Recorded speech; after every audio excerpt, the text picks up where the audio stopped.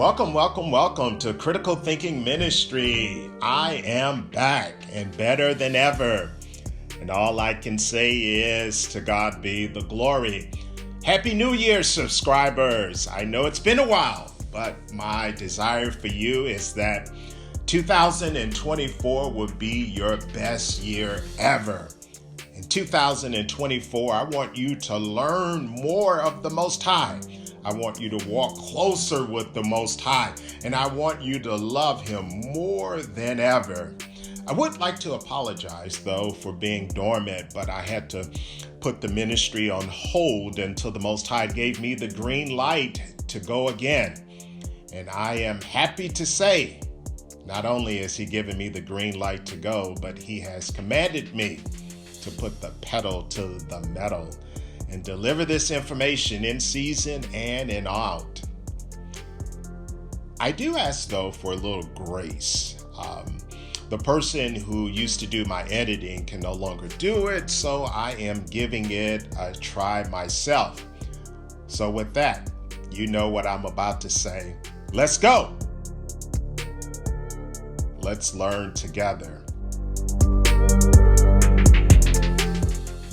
I want to begin my presentation by discussing a word I have been hearing a lot lately, and that word is gaslighting. Now, a couple years ago when I heard the word, I have to admit I really didn't know what the word meant until I looked it up. And once I looked it up, I realized my generation called it something else. Dictionary.com states gaslighting means to manipulate someone using psychological methods into questioning their own sanity and powers of reasoning. So my generation, we cut to the chase and we simply called it playing mind games. You see, when you live in this life and when you watch the news, you quickly realize that gaslighting is everywhere, and you really see it a lot in politics. I remember the late great comedian and social activist Dick Gregory, when confronting antagonizers of our people in the 1970s regarding our upward mobility. And this is what Dick Gregory had to say. He said, on the one hand, our critics say we are lazy as a people. Then in the same breath, they say that we are taking their jobs. Well, which is it? It can't be both. Either we are lazy or we are taking your jobs.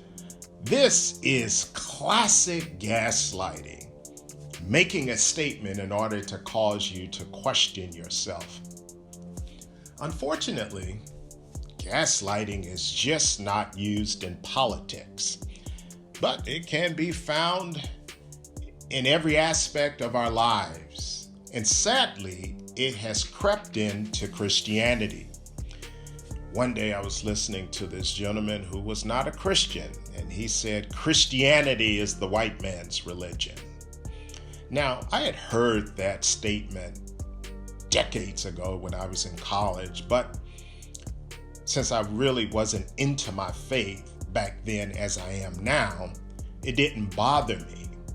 But now that the scales have been removed from my eyes, I now know nothing could be further from the truth.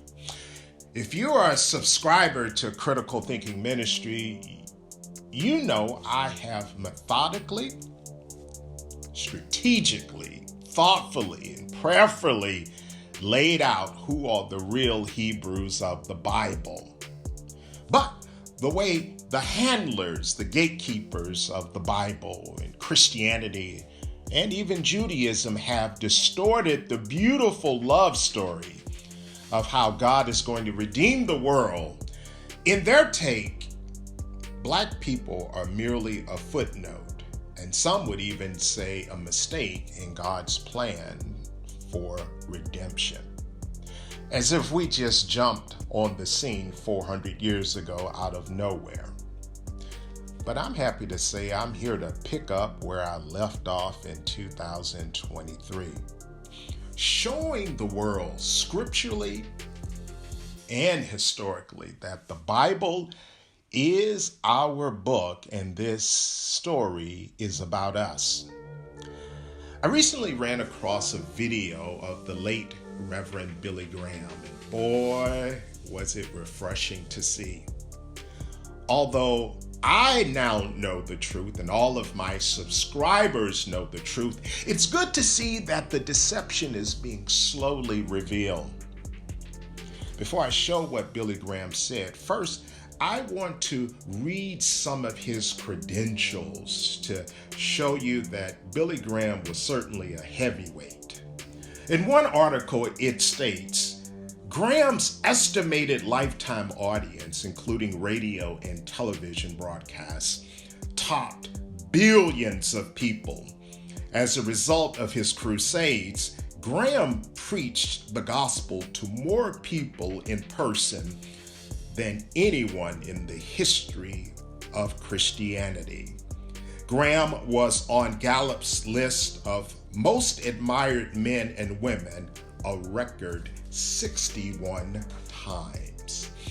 ABC News said Billy Graham had counseled U.S. presidents since President Truman. The Tennessean states Billy Graham was the most important evangelist since the Apostle Paul. And all I can say is, wow. Reverend Graham was truly respected across the globe.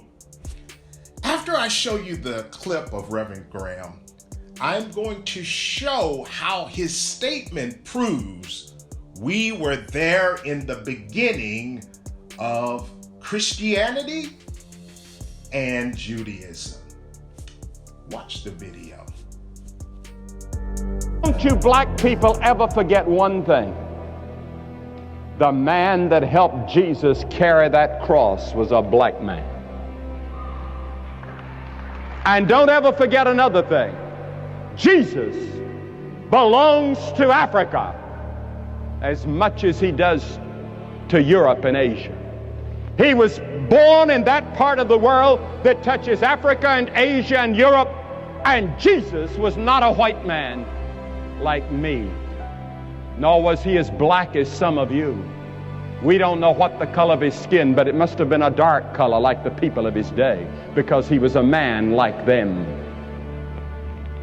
Don't ever say it's a white man's religion or a black man's religion. It's a world religion. He belongs to the world. Wow, wow, wow. I have to give Billy Graham credit. Most white preachers wouldn't say that. That the man who carried the cross for Jesus was black. And Jesus himself was dark-skinned. So I definitely have to give him an A for effort.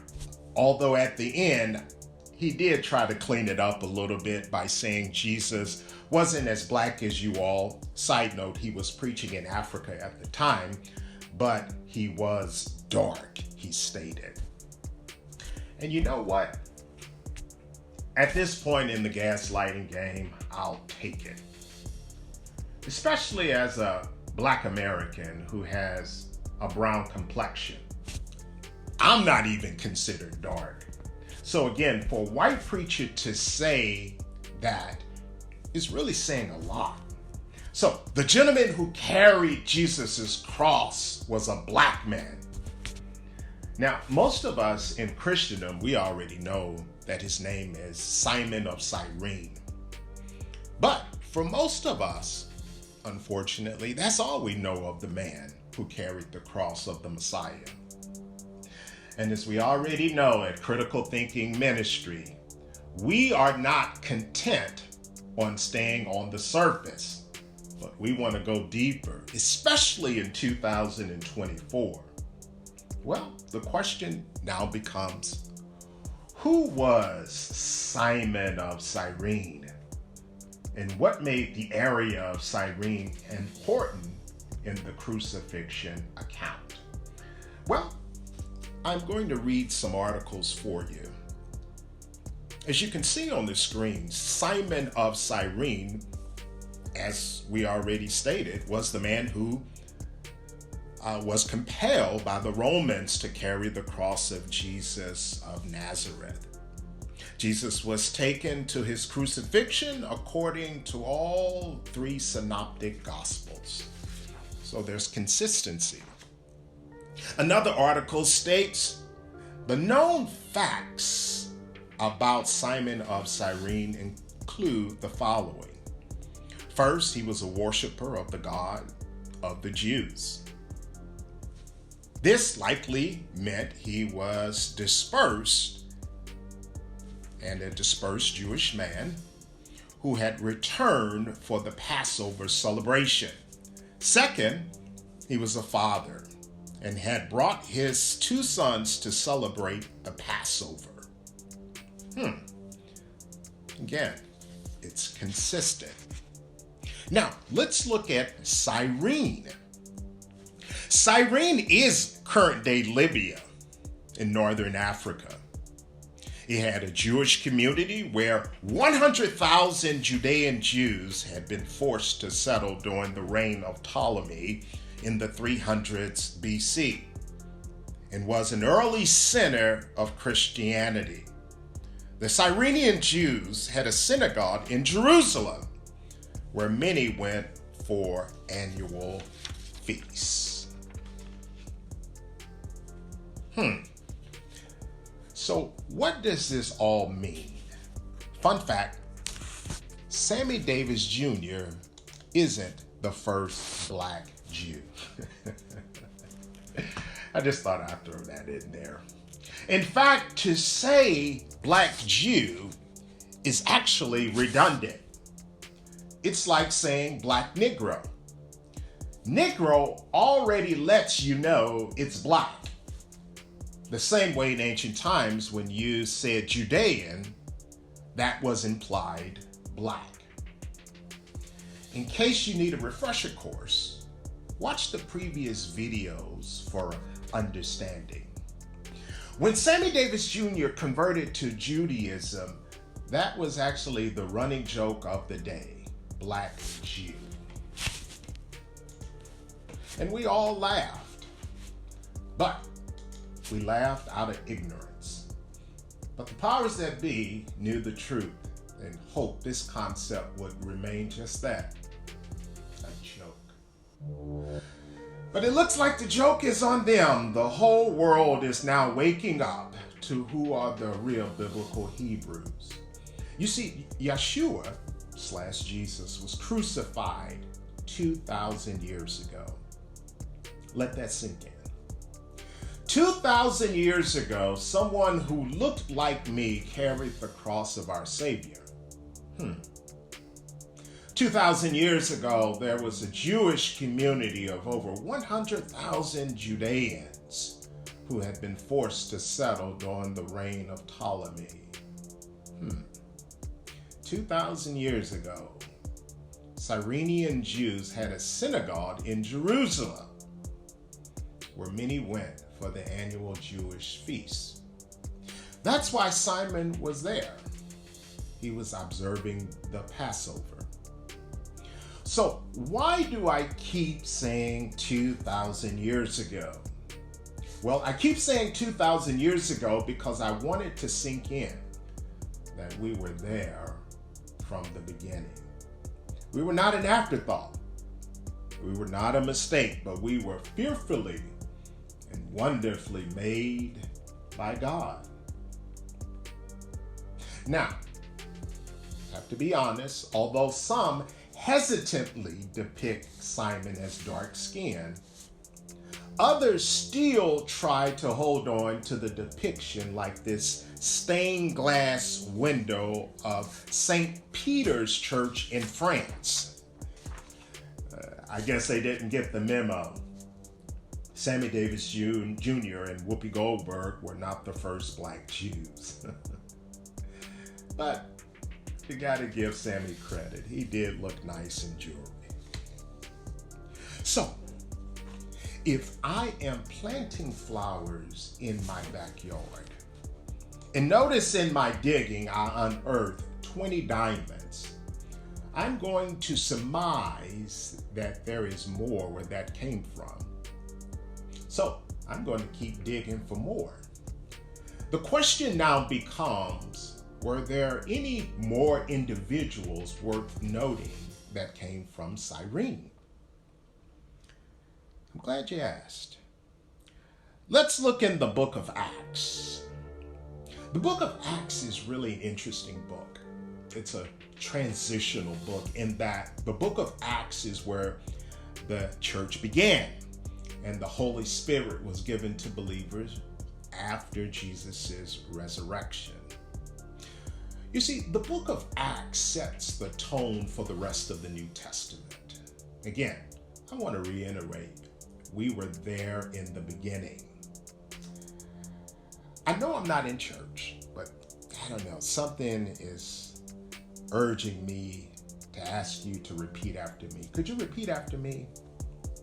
Gaslighting, your days are officially over. Now get back into 2023 where you belong. Oh boy, that felt good. You know, I feel like collecting an offering. I digress. Have you ever noticed when white preachers talk about black Christians from a historical perspective, they either start with the Ethiopian eunuch or they start with slavery?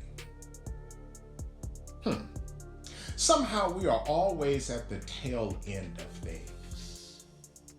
So let me put this together.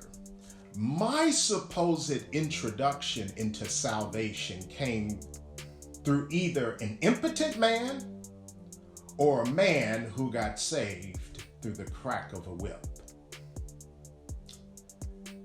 Okay. As if God looked at us as a people and said, oops, I burned one. But again, history shows we were there in the beginning, and this is our story. You don't believe me? Let's look at Acts 13, verse 1. I'm going to read it, and it's on the screen.